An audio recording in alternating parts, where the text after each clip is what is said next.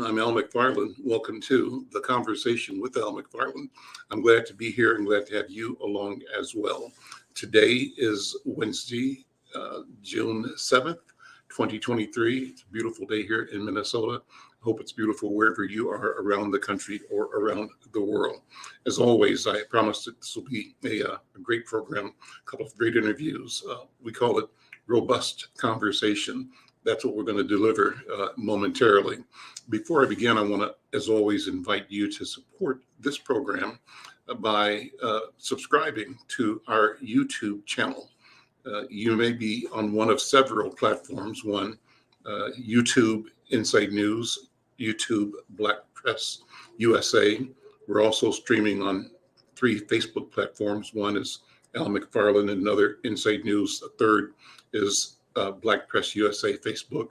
We also stream on Twitter and on LinkedIn. So wherever you are, first of all, say hello to us. Let us know with a comment, but also help us by subscribing.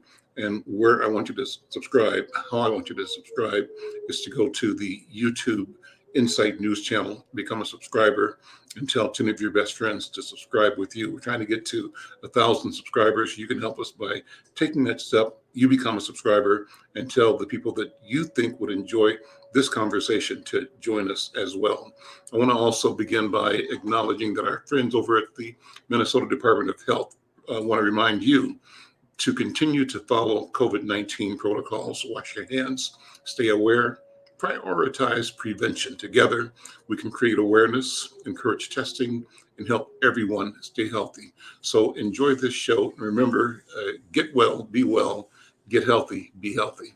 So let me continue by bringing in my first guest today, and it's Representative Esther Agbaje. She serves the neighborhood that I'm in. She's my representative in the state legislature. She is elected to office in Minnesota House District 59B. I had a great conversation with her a few days ago when she and her colleagues, her counterpart from 59A, and their common senator, Senator Bobby Joe Champion, all made a presentation to one of our neighborhood organizations, the Hawthorne Huddle, Hawthorne Community Council, monthly meeting called Hawthorne Huddle. But it was a great presentation. Good to hear them sort of review and reveal the progress that our communities made under their leadership and with support from community to make things change in a way that's significant and substantive. So I've invited her to come back and just go into more detail about her work, her vision, and what we can do to actualize the execution of the opportunities that have been made available and that are emerging. Representative Esther, good to see you. How are you? Welcome again to the conversation. Always good to see you. Always great to see you too, Al. Thanks for having me on. Well, you know, I'm so impressed with you, and I smile just thinking about the energy and the earnestness with which you attack problem solving on behalf of your constituents, our community. And I think that the unique way that you do that is a way that is conscious of our shared humanity. And so while you're focusing on the particulars for people that voted for you or may not have, but they're in your district, your approach really is global and humane or humanity centric from my point of view. That's my impression. So kudos to you. Thank you for that. What were the highlights of this legislative session? What do you think? Yeah, I think there are so many. So, you know, for people who don't know, if you have been watching the state of Minnesota, we were one of the few Midwestern states that saw complete control of the state government by one party. So it was the Democratic Party, which I'm a part of. And we were very excited about that. I think some people probably expected it. We definitely worked hard towards it, but making sure it was a reality, I think, was a big deal. So once we had that, we knew we had to do something with it. So one of the really cool things about our legislative session is we put together a list. The party put together a 30-point list of the bills that they wanted to achieve. And we actually achieved all of them. So I think that's a major highlight of showing how government can work, and showing that government doesn't have to be this like entity that's always blocking you, but actually can be an entity that's helping you. I think for me personally, one of my highlights is a bill that I was honored to carry in my first term and now again in my second term, the Crown Act, which Minnesota became the 20th state to pass that law. And so having that bill signing ceremony with the governor, with the lieutenant governor, and with so many members of our community who had stories to share about discrimination through their hair. And so I think that that's great. And it's great to see that movement continue to grow. Texas actually just recently passed the law and they had their governor sign it as well. So no matter if you're from a red state or a blue state, this is something that really shows that we're welcoming of our Black communities across Explain the country. Crown Act, just for somebody that might not know exactly what you mean. What's Yeah, so the genesis of it and what problem does it solve? definitely. So this started, it's a national movement. It started in 2019 by Adjoa Asamoah. She's based out of DC and she coordinated with actually even the Dove company. And so they did research that showed that Black women in particular were known to be at least twice as more likely to be sent home or reprimanded because of the way they wore their hair in the workplace. This was also showing up in schools with young Black girls, that they were also either being suspended or prevented from participating in school activities because they were either wearing braids or an afro or some other type of Black, what is seen to be Black hairstyles. Mm-hmm. There have been a number of these instances around the country. And so what Adjoa did is she joined with other groups across the country and worked basically state by state to ensure that states would have the ability to prohibit discrimination based on hair. They're also working at the national level to have Congress pass this law. And so far, they've only gotten it past the House of Representatives. But, we're still hopeful. But right now, California was the first state, followed by places like New York. And now we're up to 21 states in the country that have this law. Awesome, awesome. So some of the other bills that you want to highlight.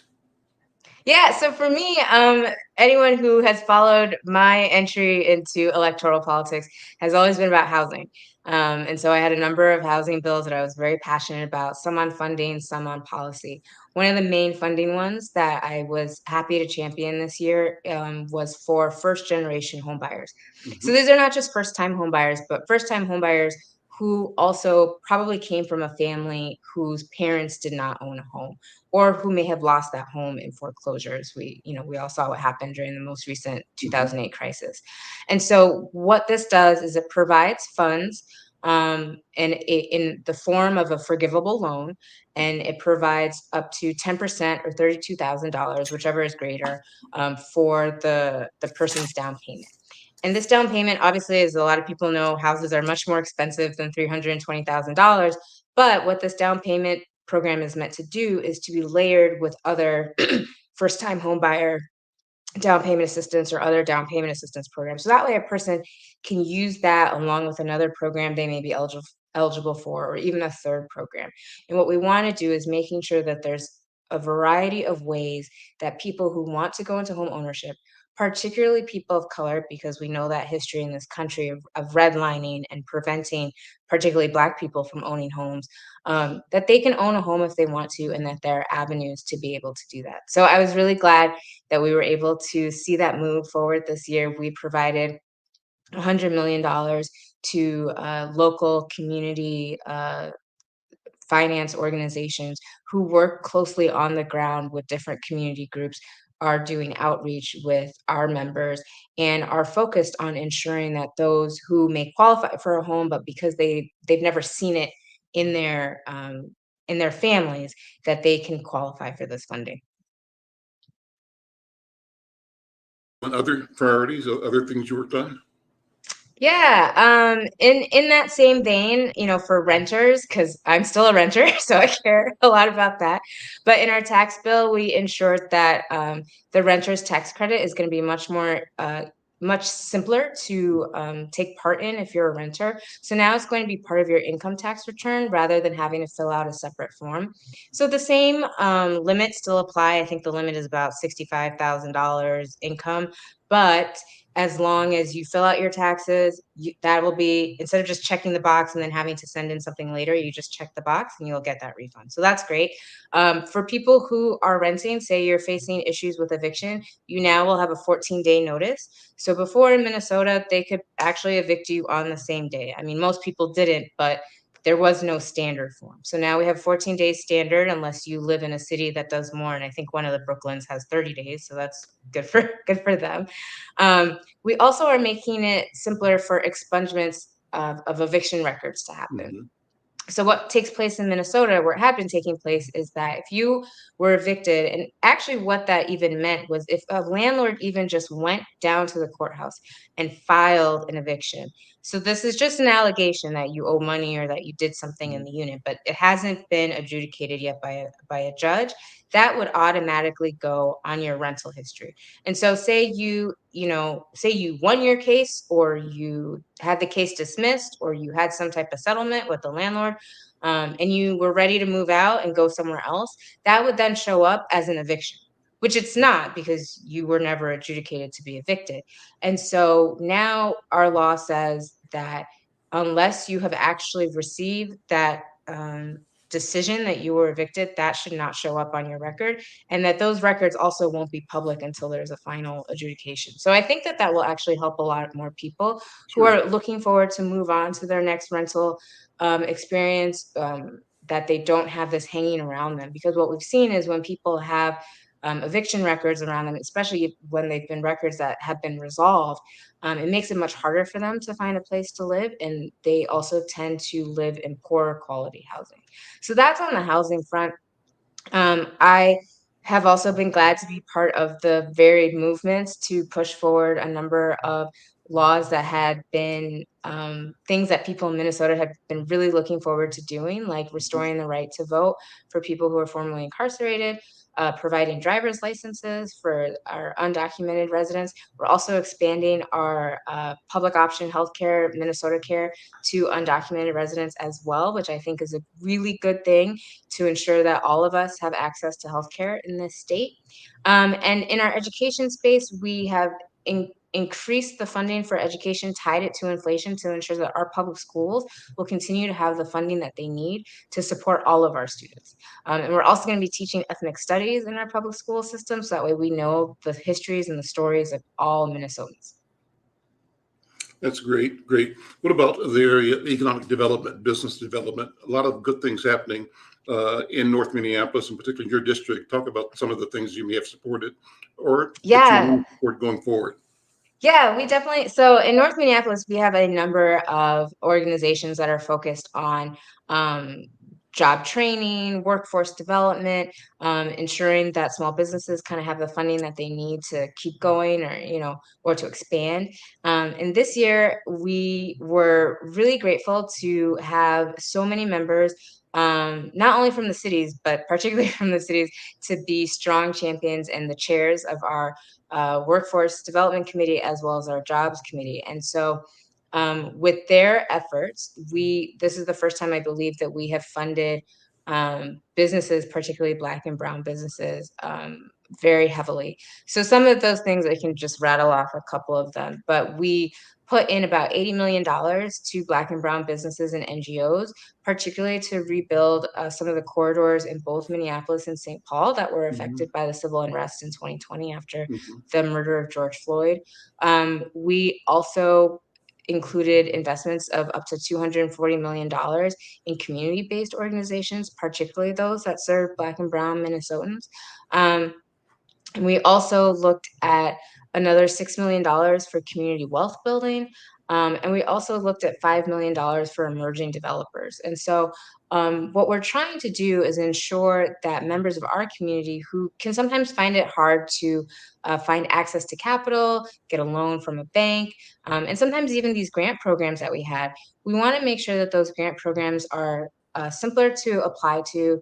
Of course, you're still following all the rules, but want to make sure that it's more open, more accepting of people from all walks of life, both from rural areas and from urban core, because we know that Black and Brown Minnesotans live across the state, and many of them are entrepreneurs, business owners, and they want to continue creating jobs for all Minnesotans. And so I think that this year we did a really good job of continuing to, invest those finances in our communities. And we know that they're going to go on, and because a lot of these businesses have been around for years, and we know that they're going to go on, they're going to expand, they're going to hire more people, they're going to be mainstays in their communities, they're going to be able to help build up the development in their neighborhood. So that way, especially for those who are harmed by the unrest, that it doesn't look like, it's still shelled out from 3 years ago. And so we're really excited about that, and really looking forward to how many of these organizations, either if they were funded directly, or that can apply to funding through these grants, how they're going to use those funds and better our communities. Thanks to Don Allen and Michelle Madison and James Whitfield, who are all watching the program on different platforms. Thanks for your comments, and I appreciate you all. Listen, so I want to pivot a little bit because I want to talk about this unique opportunity that you're part of the as well as the trifecta. You have the emergence of a fairly sizable, at least in Minnesota context, People of Color Caucus. Talk about that, what it meant, and how it operates, and what you think it means or meant for deliverables in this session and in the future. What are your relationships setting in place for both knowledge and capability to provide better, more expanded leadership and service to our communities? Yeah, no, that's a great question, and a great group to highlight. So I'm proud this year to be the co-chair of the POCI, what's known as the POCI Caucus, which is the People of Color and Indigenous Caucus, along with Representative Cedric Frazier. And so the two of us, along with our vice chair, have really worked hard to ensure that the House POCI Caucus has been really dedicated and focused to leading with a racial equity lens in all of the policies that we're pursuing. We also worked with our counterparts in the Senate, and we're really grateful to them because both houses have to work together, and so we were able to kind of be a united front on a number of issues. One of the things that we really wanted to ensure happen, and we learned this from Dr. Bruce Corey, who's done a lot of research about how Black and Brown Minnesotans have contributed to the welfare of Minnesota, and kind of what they should also be receiving back. And so one of the things he likes to say is the Black and Brown communities across Minnesota make up about 20% of our demographics. And so we should be receiving about 20% of what the outcomes are in our state legislature. And so we really took that to heart, especially when it came to investments, economic development, capital infrastructure. And so we wanted to ensure that we were leading and focused on that, and focused on policies and funding ideas that would get us to our 20% goal. And I think in some areas we actually reached that. We just talked about the Jobs and Workforce Development Bill. I know we definitely got close to 20% there, making sure that 20% of those funds were going to Black and Brown Minnesotans. In our agriculture budget, we actually hit 20%. So 20% of that budget is going to helping emerging farmers acquire land, develop their land, farm. That's exceptional. I mean, because Yes. you don't think about farming and Black people together. Well, we should. We should. That's how we got here. Yeah. To be the farm implements. But in modern times, we haven't really equated our urban presence with our relationship to farming and farming Yes. communities. But it's happening now. So that's wonderful. It is happening. And it's good. And we're doing it both in the urban core through urban gardens and urban farms, as well as, farms out in the country. And so, I'm really excited about those funds. We have our chair, Samantha Vang, who I believe has been on the show. She's been really dedicated to that, not only for her specific community, but for all emerging farmers. And I think that's really important in a state like Minnesota, where we do have a strong culture of farming. And you're right, it's mostly seen as something that white Minnesotans do, but so many Minnesotans from so many different backgrounds have a farming farming background and a farming culture. And so we want to continue to support that. I think, the other things that we did too is ensuring that in our education system, not only in the K through 12 system are people being afforded the funding that they need to support all of our students, particularly those where English is a second language for them, or they might need support if they're a special education student. We want to be sure that those subsidies are being fully funded at the state level, so that way schools don't have to cut back on other programs in order to meet that federal mandate. And so that's what we're doing there. We're also at the higher education level, we are finally giving grants to allow people to enter Minnesota state schools. If your family makes $80,000 or less, you can go to college for free now in Minnesota. So that is excellent, because we know so many of people in our community are sometimes denied access to education because of the high cost of education. And so we're working on finding ways to break down those barriers and ensuring that there really is equal access and opportunity for everyone in Minnesota. Trying to think what else I should highlight. There's the hard part about this session, as well as the great part about this session, is that we just push through so much. How did you feel personally with your energy level and your expectations, and maybe sometimes pushback or horse trading? How do you process that in your daily life at the legislature? Yeah, I mean, that's a great question. So, one of the things people like to talk about is that Minnesota this year had a $17.5 billion surplus. But the nuance of that is that the majority of those funds, about $10 to $12 billion, were one-time funds. So this is the only year that we had to spend it. And so a lot of people thought like, oh, this is great. Like, we have the surplus forever. We do not. But we did use the structural surplus, the stuff that would be ongoing. We did use that to invest in things like education, in housing, $1 billion for housing, from shelters to home ownership. We invested in our healthcare system. We invested in substance abuse disorder, mental health issues, so making sure people got the care that they needed. We are investing in jobs and economic development. So we're putting those funds there as a way to say, this is a way to see ongoing results, rather than just, a lot of people say, well, why don't they just cut a check? And while that's always great, it means then you don't have stuff to move forward on into the future. And so we did provide some families with direct rebates. There are families making, I think, $75,000 or less will probably see about $250 returned to them when they do their taxes.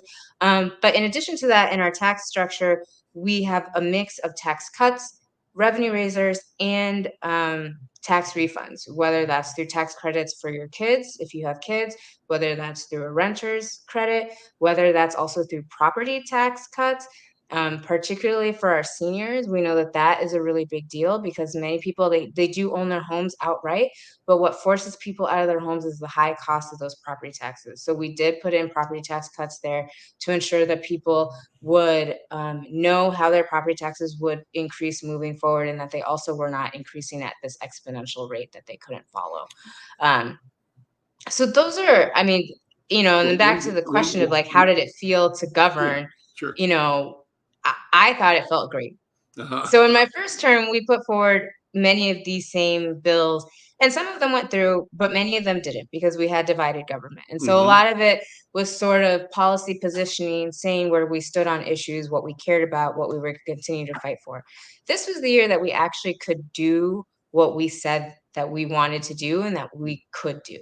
And I think people were amazed, because the other thing is our majorities were small in Minnesota. And so that meant bringing together Democrats who are very conservative, Democrats who are moderate, Democrats who are very progressive, getting them all on the same page to say, Minnesotans sent us here to do a job. Minnesotans sent us here to take care of their needs, and that's what we're going to do. And so, through all the jockeying and back and forth and discussions with folks, the one thing I'm really proud of is that we stuck together where it counted.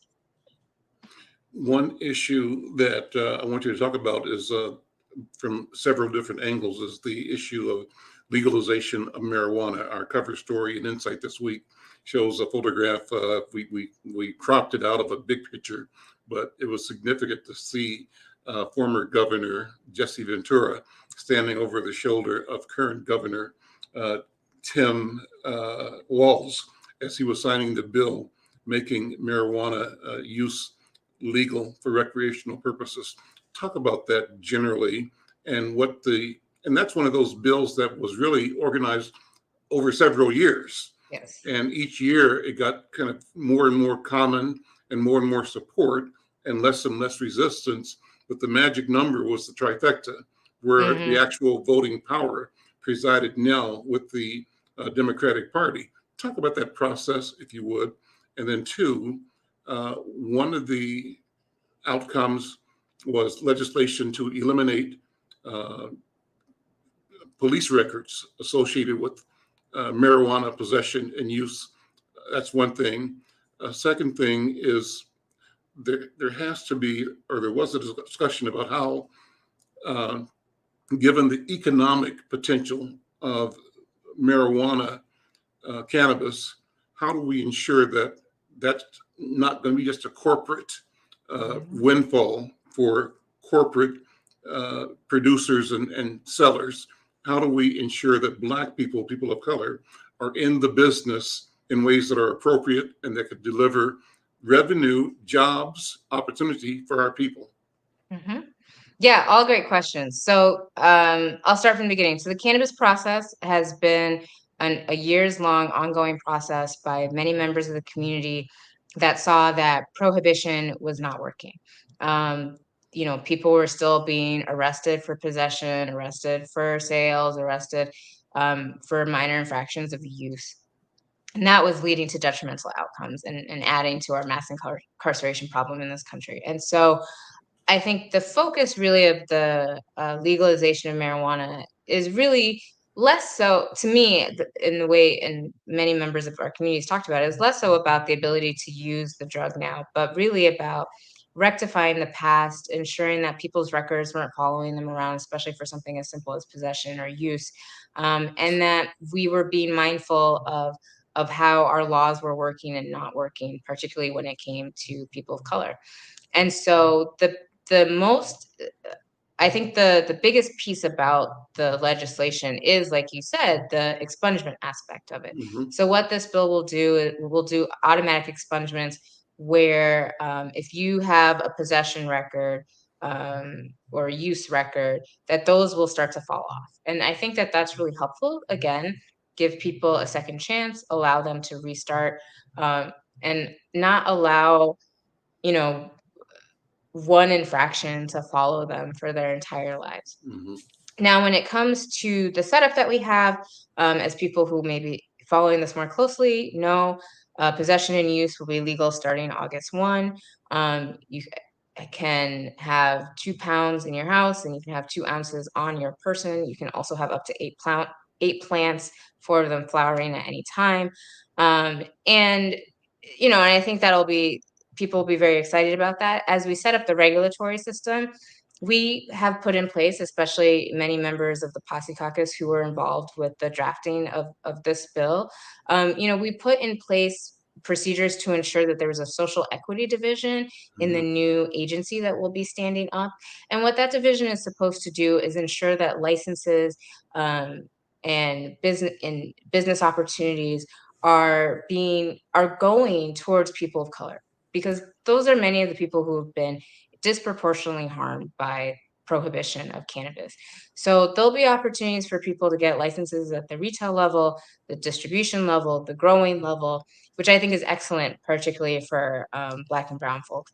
One of the things that's also exciting is our Indigenous communities, at least 2 tribes that I know of, have been growing marijuana as well. And so they'll have an opportunity to be in this market. So hopefully it should not become fully corporatized. We also created a special revenue fund for community investments to come back from the taxes on cannabis. And so what we want that to do is to be a dedicated source of funding, again, rolling back into our communities and being able to do stuff with it, like advancing education, helping people get into the workforce, helping people with housing, whatever the community needs, especially those communities who have been really harmed by prohibition. Um, we also, as I talked about, have social equity licenses to ensure that more Black and Brown cannabis entrepreneurs can enter the new marketplace. And again, there's also a tribal compact agreement to ensure that our sovereign nations who have been in this business and wanting to get into this business also have the same opportunity to get in as well. So, those are just a couple of the highlights. There's a lot more in there, and I'm just really thankful to so many of our members who took that opportunity to say that, if we're going to do legalization, we're going to learn from the other states that have done it, and we're going to ensure that we're putting those who were most harmed at the front of this. Esther Agbaje, State Representative, thank you so much. It's always a pleasure to talk to you. I know you've got other appointments to do right now, so I know you got to keep it going. But listen, thank you, and I'm going to keep inviting you back again and again and again. I think it's wonderful to explain the process and to claim the victories, to share them so that our community can talk about them as we go. Esther, thank you so much, and we'll see you next time. Thank you. It's been a pleasure. Hope to see you again soon. Bye. It will be soon. Thank you. So thanks to Representative Esther Agbaje. She serves the District 59B here in North Minneapolis, where I am. She's my representative. And a few weeks ago, she mentioned that I was going to be talking, or did talk to Representative Samantha Vang. I'm going to be playing that interview with you. This was actually a video of an interview that I did with her, and it was an excellent interview. And it's kind of synergistic in the sense that she has the same kind of confidence and enthusiasm and a sense of gravity as Representative Esther Agbaje just revealed and demonstrates. So check this out. This is a video. You'll enjoy it, and I'll be back with you in a minute. I'm Al McFarlane. This is The Conversation with Al McFarlane. I'm glad to have a conversation with a fellow North Sider, State Representative Samantha Vang. Samantha Vang represents the District 38B. It covers northwestern Twin Cities metro area, including parts of Brooklyn Center and Brooklyn Park here in Hennepin County. Samantha Vang was born and raised right here in North Minneapolis. Her parents are Hmong refugees from Thailand. She graduated from Robbinsdale Armstrong High School and from Gustavus Adolphus College with a Bachelor of Science in Political Science and Communications. And she's been serving in the Minnesota House of Representatives since 2019. She's a DFLer, a member of the Minnesota Democratic Farmer Labor Party. And again, she represents parts of the northwestern Twin Cities area at the state legislature, covering Brooklyn Center, Brooklyn Park here in Hennepin County. Representative Vang, so good to see you. Thank you for being my guest today. How are you doing? Thank you, Al. Pleasure to be here. I'm, recovering. We just ended session last night. So this is really my first day just being home and just not have any meetings for the first time. So. You're meeting with me, right? Yeah, right. You're an exception. You're special. So I'm happy to be here. Well, let's take a minute and talk about the session. Extraordinary opportunity, I think, sort of a groundbreaking opportunity with the Senate and the House and the executive branch all sort of coordinated, DFL-led. What did that mean for you in general? And what do you think it meant for the residents of Minnesota and your constituents in particular? Yeah, I would say, to have the trifecta is transformational. At DFLers, we've been pushing hard on a lot of important issues that we were able to get done this year that we couldn't get done for the past 4 years. I think one of the key things we talked about, gun violence prevention laws. We passed red flag, universal background checks. These are important common sense legislations that we weren't able to pass in a divided legislature, but now with the trifecta, we were able to make into law. I think, just coming from a BIPOC community, as a community of color, this is transformational for us. For many years, we will be fighting for nickels and dimes, but now with a record number of POCI legislators and chairs who are from BIPOC communities, we were able to make significant investments in our own communities as well. I'm at the agriculture chair, and I would say, like, I'm the generation of I represent the generation of farmers that has been left behind. And so, with me being ag chair, I'm able to make transformational investments, historic investments to support emerging farmers, beginning farmers, we have so much work to be done, but this is the start of it. So what do you mean by generational farmers? Talk about that. And how did you come to that assignment as chair of the committee, the Agriculture Committee? It's an awesome responsibility and a great leadership opportunity. Right, definitely. When I first got elected in 2018, I signed up to be on the Agriculture Committee. I think one of the reasons why I have interest in there, because not only does the Hmong community have a significant a number of Hmong farmers in the metro area, but we are also underrepresented. As well as, we have a lot of food insecurities, food deserts in the urban areas, in the metro area. And so that was my perspective, what I wanted to address moving into the Agriculture Committee. And that has been, for a long time, it has been a one-sided conversation about, rural farmers are only in greater Minnesota, it's only in rural areas. And so expanding the conversation of what a farmer looks like and what is agriculture has continued. That was kind of a false divide, right? I mean, the discussion itself was framed in a way to keep people that should be together separate. Right, exactly. Yeah, there was this rhetoric of there's an urban-rural divide, but I came in that there is no divide. There's a we should challenge ourselves to look at what we can do as partners. There should be a rural-urban partnership, and that is the issue before us, and how we can work together as Minnesotans to bridge across communities, and that I feel like with the surplus that we have this year and me being chair, we were able to achieve that. Let me ask you about several specifics that come out of agriculture finance. One is beginning farmer equipment and the infrastructure grant program. How do you think the establishment of a beginner farmer equipment and infrastructure grant program will impact the growth and success for new farmers in Minnesota? What potential challenges might new farmers face in utilizing these grants? And in answering that, give us an idea of what the farming landscape is in terms of individual, family, small farms versus the corporate farming community. Mm-hmm. Right.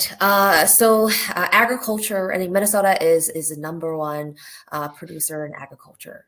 We're top on turkey, soybean, corn. Those are, and then we have strong traditional commodities farmers, and the smaller farmers. We also have small farmers, large farms, both even the livestock to dairy. And we have always been focused at least in the past 4 years that I've been working on the ag issues on supporting the needs of smaller farmers, and how can we continue to sustain family farm operations. For beginning farmers, emerging farmers, so this beginning farmer equipment grant, we know that it's hard to start a farm because it's capital intensive. And this idea came out of an emerging farmer who has a need. We had a listening session, and she said, is there any resources, any grants to help me pay for fencing? Because I grow vegetable produce, and there's animals that come and eat my crops. And we know that for small specialty crop producers, there's no crop insurance for the crops that they're growing. And so when animals come eat their crops, that's their loss. That's their income. And so we created this grant, after hearing that story, that that farmer can pay for fencing, for example. And this can also go towards,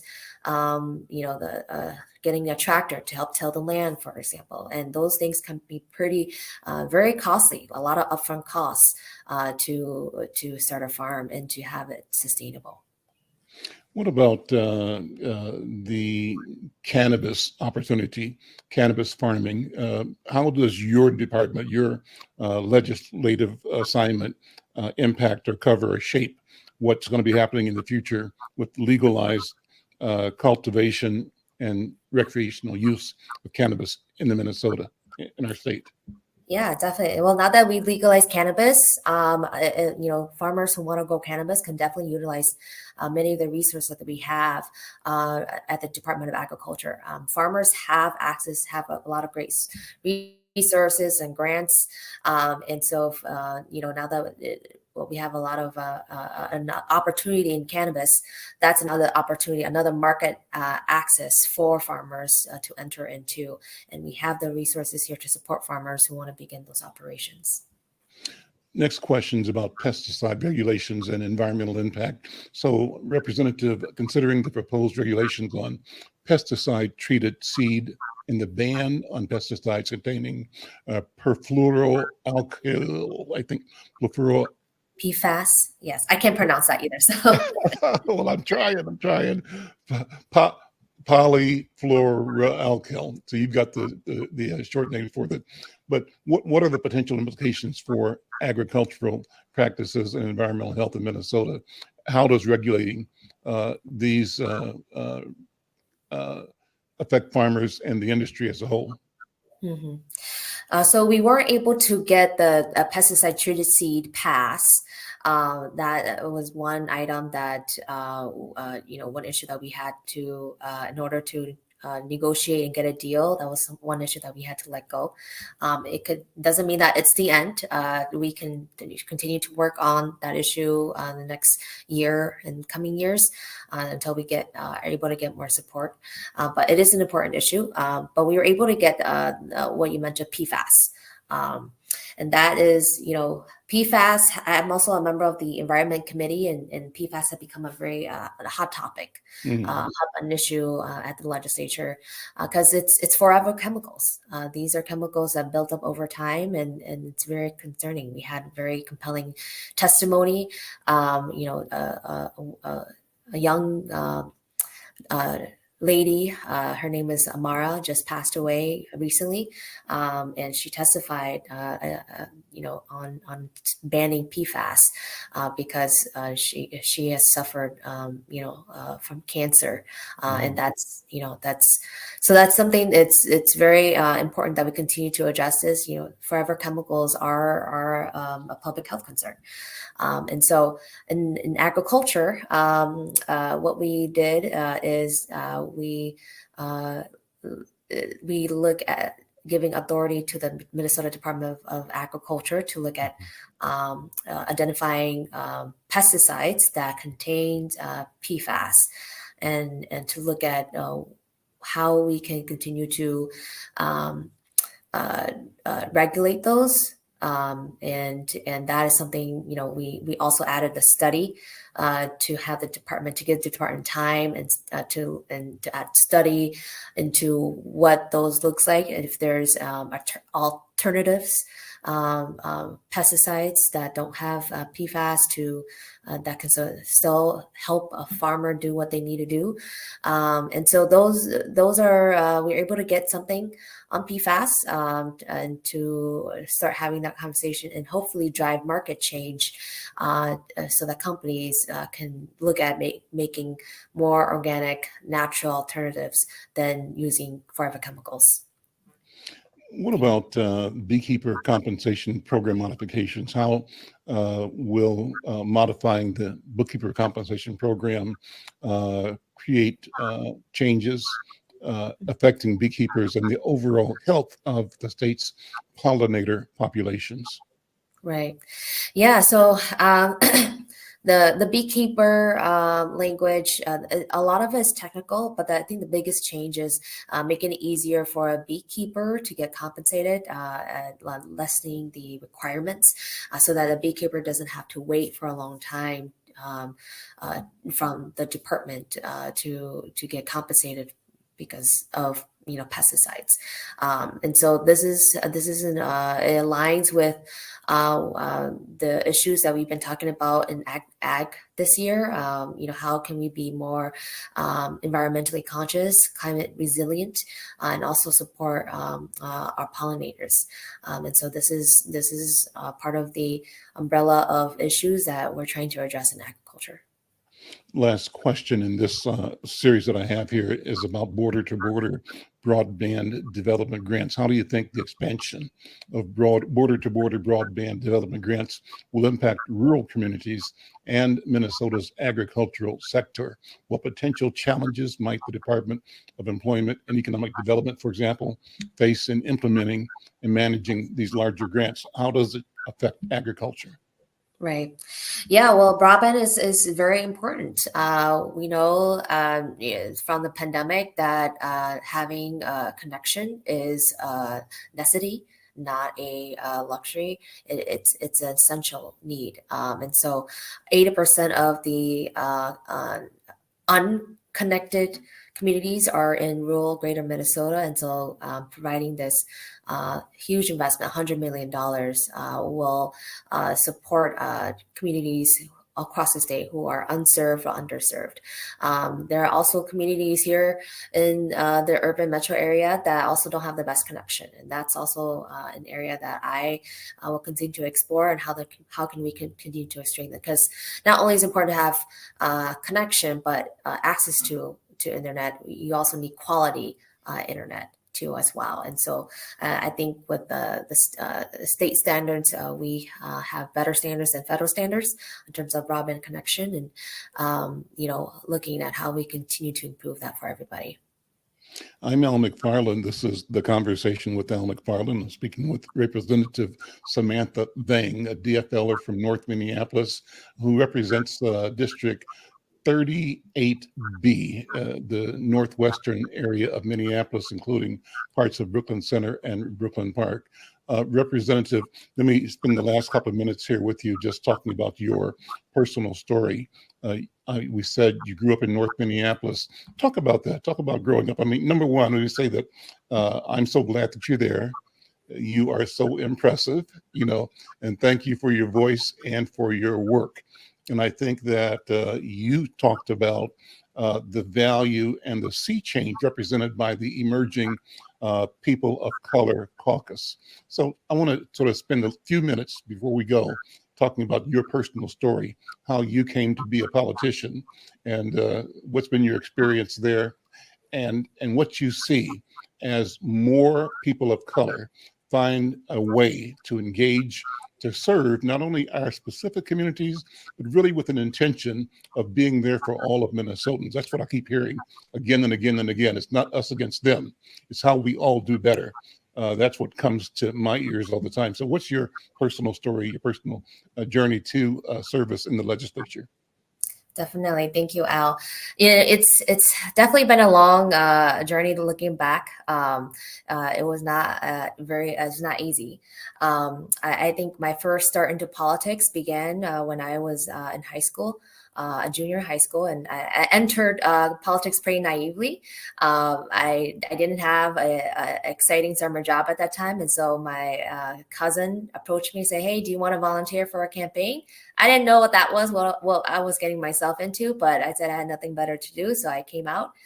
And I did not enjoy phone banking and door knocking, but I realized there are definitely a lot of issues that we need to pay attention to. At that time, little did I know that I was also one of the first Asian American organizers.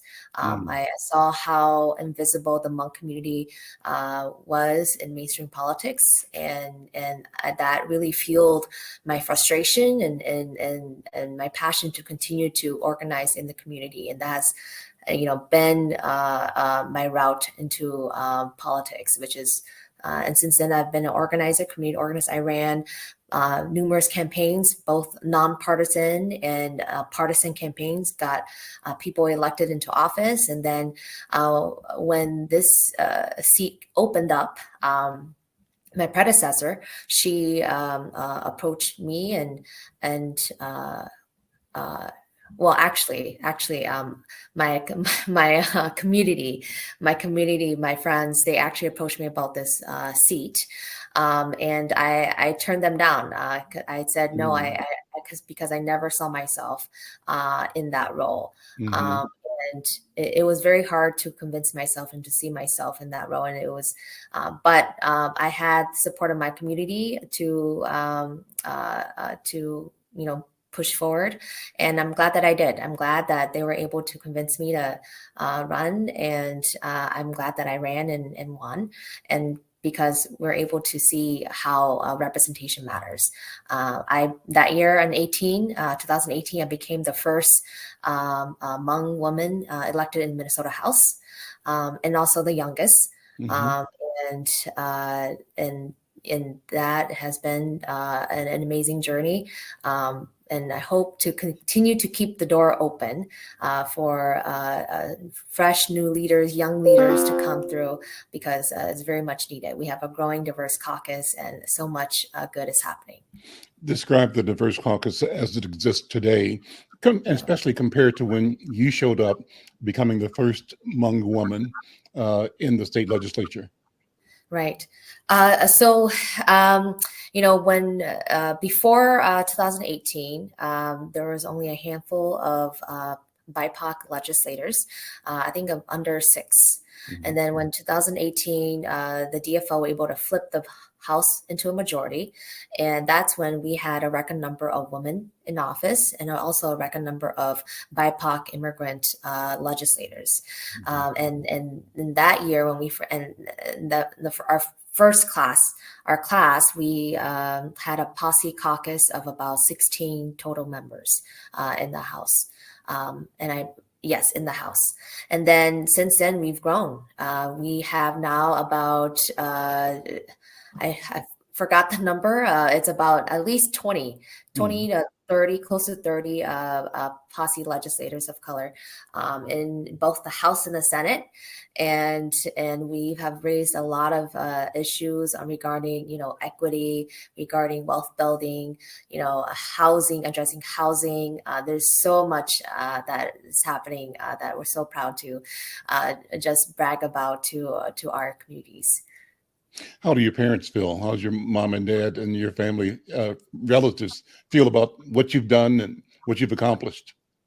They're very proud. I think, I'm living, their wildest dream. I don't, I remember seeing an old photo of my dad, who was about probably in high school, in a classroom in Thailand, and it was, as a refugee, and how he, I'm pretty sure at that time as a kid, he didn't realize that he will be here in America and have a daughter to represent him at the Capitol. So it's definitely transformational for my parents. Have you been to Thailand yourself yet?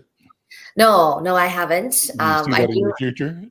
Yes, I do want to visit. My parents are actually born in Laos, and then Mhm. the Hmong community had to disperse and cross the Mekong River due to the war, and yeah, so I definitely have family still back in Laos. So I want to visit both Laos and Thailand, and to just see where my Hmong people used to live. So Last question, Representative. What's your vision when you sit and dream and allow yourself the luxury, the peaceful time to simply create in your mind, to envision what could be? What do you see? What do you? What's guiding your building, the building blocks you're creating to the future? right, definitely. Seeing how much of the issues that we've done for this year, a lot of the issues that, I think the biggest thing is that as a growing diverse caucus, we also reflect, as we reflect more of what Minnesota looks like. I hope that we are able to show that this is how we can work together. We can come from different backgrounds, a refugee or an immigrant from Mexico, or from greater Minnesota, for example, that we're still able to come together and work together and make good change. And I hope that, as a community here in Minnesota, we continue to build those relationships and show that our diversity is our asset, and then we can work together and have a big family that really support one another. It's not about division and competition, but it's about what we can do to support one another through hard times. And I hope that that is something that we're able to show through this year, and to continue to just do good for the people. Final question, and it's back to what you said. You indicated that with the record budget surplus, we were able to look at significant investments in community. Take the last seconds here to talk about what you call accomplishments, particularly that would be perceived as so by people of color. What do you think are some of the great takeaways that we can be really, really proud of and able to articulate, to say? Definitely. Well, for me, as part of the Ag Chair, right, I created a program that does help farmers pay for farmland as a down payment assistance program. And so emerging farmers who want to get, being farmers, we know that historically our land has been taken away. It has been, and we have been left out. Getting access to land is very difficult. And so I created this down payment assistance to help farmers, especially beginning and emerging farmers who wants to start farming can buy land, and the state can help with that down payment assistance. I think similar to that in housing, right? We have a first-time homeowner down payment assistance program too, as well, that we passed, and that's an exciting thing. We've done a lot of great things in housing. We know that a lot of our communities of color are also renters, so we've passed strong tenant protections and eviction reform. And so that, should a landlord take you to court you don't get an eviction record right away. And that, if a tenant wins or if the case was dismissed, that eviction is taken off. And so that, that's important because a lot of our communities have that, and it's unfair and it's not right, and it's been used against us. And so this is something that will be really critical to continue to provide housing and maintain that, building that wealth building for our communities, because we know that when when you own a home, you continue that path of Mhm. building that wealth for your families. And so I'm happy to see very historic investments in housing. Our leadership, Speaker Hortman, supported us by putting $1 billion in investment in housing, and that's huge, historic. It's never been done before, and so we're very happy about that. In terms of public safety, that has been an issue, especially with the murder of George Floyd. Mhm. A lot of great things have happened. We passed no-knock warrants where a police officer shouldn't, what happened to Amir shouldn't have happened at all. And so we were able to pass that legislation to protect families and so that doesn't happen anymore. It's dangerous both to the police officer and to the residents. Yeah. I mean, there's a lot more. I don't know. That's a lot. I can take all day on this, but Yeah. I can definitely send you like a one pager Yeah. of what the investments we made for our BIPOC communities, Mhm. and